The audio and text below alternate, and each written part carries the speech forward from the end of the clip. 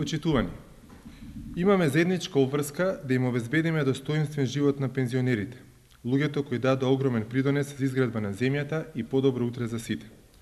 За таа цел, во изборната програма предвидовме дека новата влада на СДСМ ќе ги преземе сите мерки за сигурна и навремена исплата на пензиите.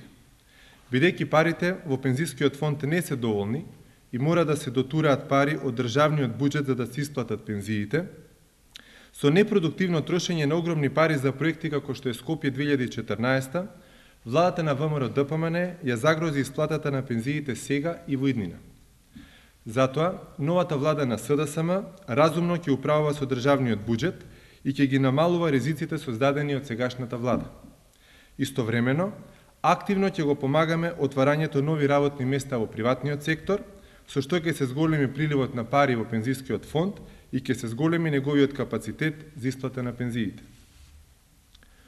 За сите граѓани што се постари од 65 години, имаат помалку од 15 години работен стаж, не можат да остварат право на пензија и не можат да го докупат стажот што им недостасува, новата влада на СДСМ ќе воведе државна социјална пензија. Со тоа, овие граѓани сепак ќе добијат финансиска поддршка, но и ќе се стекнат со статус на пензионери, па ќе можат да ги имаат придобивките што ги имаат и другите пензионери, членови на пензионерски здруженија. Новата влада на СДСМ, во соработка со Сдруженијата на пензионери, ќе го промени начинот на усогласување на висината на пензиите за да се сочува куповната моќ на пензионерите. Меѓу другото, ќе го скратиме времето за усогласување на пензиите од 6 на 3 месеци. Со тоа ќе се избегне ситуација како сегашната, каде од почетокот на годината цените на основните продукти значително се зголемија, а пензиите ќе се зголемат дури по 6 месеци. Новата влада на СДСМ ќе им овозможи на пензионерите поголема вклученост во општествениот живот, за да може гласот на пензионерите повеќе да се слушне и тие полесно да се борат за своите интереси.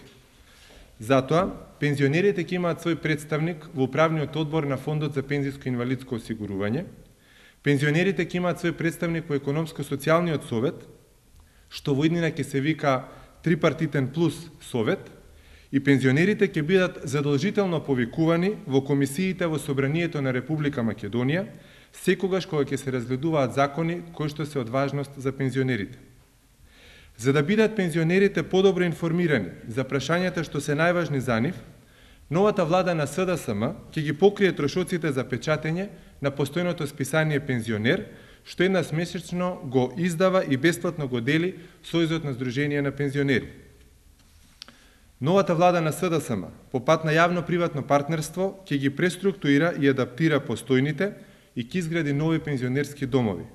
Конечно, пензионерите ќе имаат бесплатен градски превоз не само во вторник и петок, туку и во сите други денови од неделата од 9 до 14 часот. Почитувани, ова се само дел од мерките што ќе ги преземе новата влада на СДСМ. Наша заедничка обврска е на пензионерите да им обезбедиме достоинствен живот.